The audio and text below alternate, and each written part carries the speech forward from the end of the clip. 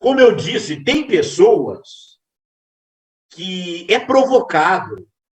Talvez tenhamos profissionais de saúde nos acompanhando aqui nessa noite, tá?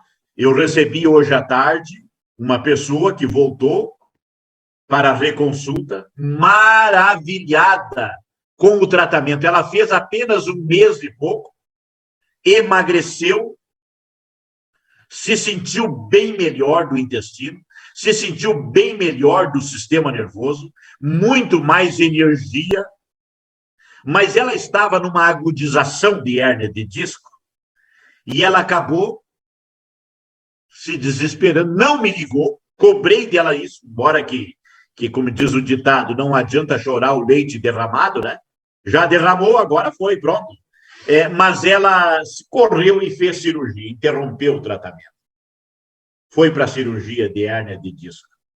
E eu disse para ela que se ela tivesse me ligado, eu estaria tirando ela da crise aguda de dor e ela teria evitado a cirurgia de hérnia de disco. Mas agora não adianta, já foi. E aí eu disse para... Aí ela contou que o médico pediu para ela parar o tratamento nos dias da cirurgia e logo depois, o médico já a conhecia, o médico disse que ela estava tão bem que ela devia voltar ao tratamento que ela estava fazendo comigo. E disse o médico assim, em time que está ganhando não se mexe. Parabéns para esse médico.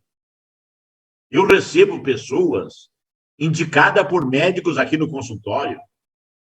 Um dia eu estava fazendo um programa de rádio aqui e depois eu achei a mensagem perdida lá no Messenger.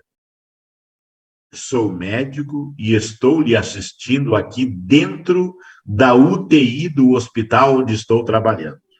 Estavam me assistindo, gostando da live, gostando do programa, né? E todas as pessoas que me procuram, eu pergunto como é que você me chegou até aqui. Há pouco tempo eu recebi uma pessoa com um quadro gravíssimo de visão. E eu perguntei como é que o senhor chegou até aqui. Ele veio de outra cidade para cá e ele disse, eu me trato aqui no BOS. BOS é o Banco de Olhos de Sorocaba, uma referência nacional. E ele disse, e o meu médico disse que chegou ao limite, não sabe mais o que fazer, e ele me encaminhou para você. Olha que interessante, tá? Então, mas tem pessoas, talvez os da ciência, né? Talvez aqueles que tenham pintas no olho, psoras, nós vamos mencionar esse sinal hoje ainda aqui, tenham dúvidas sobre a eficácia e a validação da iridologia.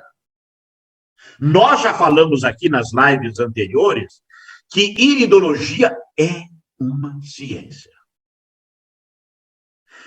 Nós já falamos aqui que a iridologia está perambulando pelos meandros das grandes universidades do mundo, incluindo nossa USP aqui do Brasil, com dissertação de mestrado, com tese de doutorado em cima da iridologia, tá?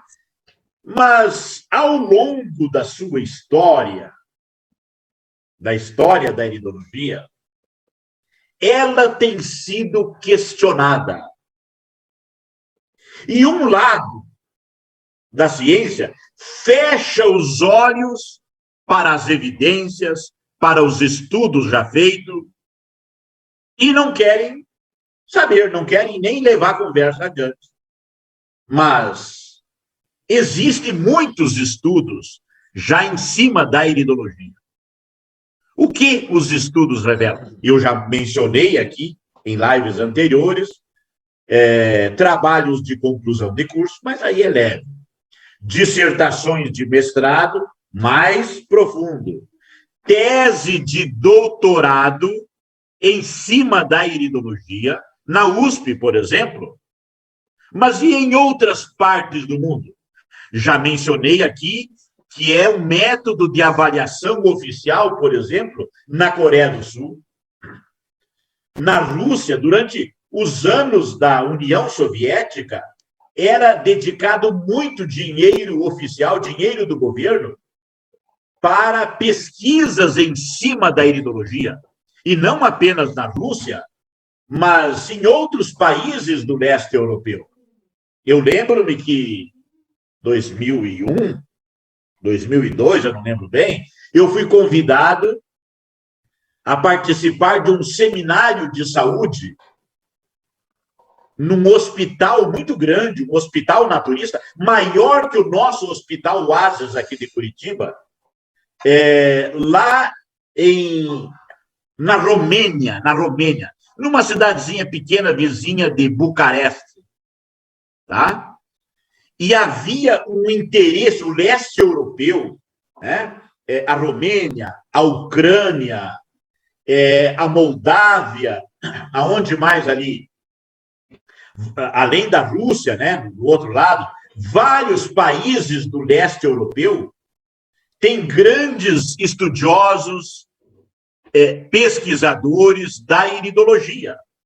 Então, eu reuni, por exemplo, aqui, ó, um trabalho de 1994, Melnik e Krikenko estudaram e testaram 340 crianças em um hospital infantil em Kiev, justamente onde está acontecendo a guerra agora na Ucrânia, entre 1992 e 1993. E olha que interessante, todas as crianças foram observadas paralelamente por um pediatra, por um outro médico especialista, e também tinham muitas outras formas de exames médicos, além da sua avaliação pela íris. Eles encontraram a seguinte correlação entre as condições de saúde e doença e os principais sinais e marcações da íris. Por exemplo, distonia vegetovascular é um problema semelhante à síndrome da fadiga crônica. Uma correspondência entre os achados iridológicos e a doença em 88,7%. Distúrbios nasofaríngeos, 89,2%. Alergias, 92,4%. Distúrbios do sistema biliar, fígado, 91,3%. Distúrbios estomacais e duodenais, 71,4%. Condições reativas do sistema nervoso, 93,6%. Gente, em matéria de saúde, isto são achados muito elevados. Agora, há pouco tempo, na discussão das vacinas aí, chegaram a exaltar vacina com 50% de efetividade. Nossa, isso é uma coisa milagrosa, é demais. Em saúde, 50% é muita coisa. E aqui nós beiramos aos 80%, 90% de correspondência clínica. 78,2% das crianças, olha que interessante, na época, foram consideradas mais tóxicas, mais intoxicadas que a população geral e outras crianças em unidade semelhante. Por que, talvez? Poderia estar ligado à exposição excessiva da radiação lá de Chernobyl, ao acidente nuclear que eles tiveram. E também, olha o que eles entenderam, que, de repente, crianças que foram geradas pelos pais com radioatividade passaram essa experiência pré-natal para as crianças. E por isso eram as crianças desse hospital de Kiev, na Ucrânia, eram crianças mais intoxicadas do que outras crianças em outras unidades em lugares diferentes. Olha que interessante isso, tá? Ciadro e colaboradores estudaram 570 pessoas também em Kiev, outro estudo na Ucrânia, em 98, com idade entre 8 e 82 anos. 470 adultos e 100 crianças. Olha as descobertas. 74,54% das 110 crianças que apresentavam sinal de pâncreas na íris apresentavam disfunções do pâncreas, como diabetes e outras disfunções na família. Dado interessante. A iridologia, ela muitas vezes mostra situações familiares, né? Ela mostra situações que envolvem a tua genética. Hoje eu examinei uma pessoa aqui no consultório que queria engravidar e aí eu falei para ela da genética dela e ela pensou, faz todo sentido, diz ela, na minha família, nos meus avós, nos meus tios, tem todo esse quadro que você falou da minha genética, tá? 90,89% dos sinais de íris em um indivíduo corresponde à genética familiar. Isso aqui é uma coisa que os alunos têm que anotar isso. Olha só, muitos dos sinais, quase 91% dos sinais, são sinais da história genética da família. Fígado e vesícula biliar, os sinais foram encontrados, verificados, digo, com ultrassom, com exames de sangue e outros exames. E houve uma correlação de 90,89% para aquelas pessoas com quadro hepatobiliar. Em 210 desses pacientes, dos 570, em 210, os sinais da tireoide eram visíveis, aparentes. Os 210 com sinais da tireoide foram examinados por outros médicos endocrinologistas. E o número que correlacionou tanto o resultado médico da tireoide positivo com os sinais da íris foi de 93,8%. Isso é um achado muito elevado, tá? Velthover, famoso na iridologia, em 1992, ele descobriu que temos dados sobre 3 matrículas da população em massa usando esse método da íris diagnóstico, entre 72 a 88. O objetivo das 2 primeiras triagens foi a avaliação da resistência geral de um organismo e a identificação de problemas ocultos do trato gastrointestinal, fígado, rins, com o objetivo de observação direcionada subsequente de indivíduos selecionados em centros médicos.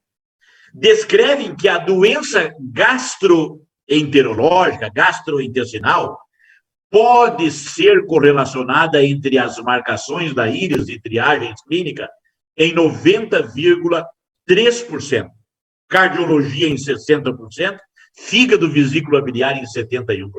Na verdade, nós, iridologistas práticos, às vezes, estamos conversando com uma pessoa a olho nu, olho claro, e o sistema gastrointestinal salta à vista.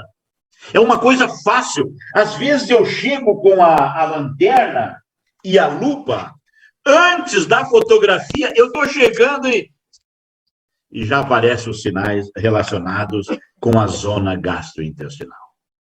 Zubareva e Gadaxin estudaram 1.104 pacientes e pessoas saudáveis. Foram encontrados sinais de iridologia semelhantes em doença cardiológica, 78%, hipertonia, 66%, estenose, estreitamento na área cardíaca, 70%, doenças gastrointestinais, 87%, distúrbios respiratórios, 94%, do sistema renal, 93%, e em oftalmologia, 81%. Pô, professor, isso é muito chato, essas estatísticas, esses dados aí. Sim, para você que é leigo total, mas para quem tem interesse na ciência, quem tem interesse como pesquisador, eu precisava te mostrar, e eu tenho muitos outros estudos, eu reuni esses aqui para te mostrar.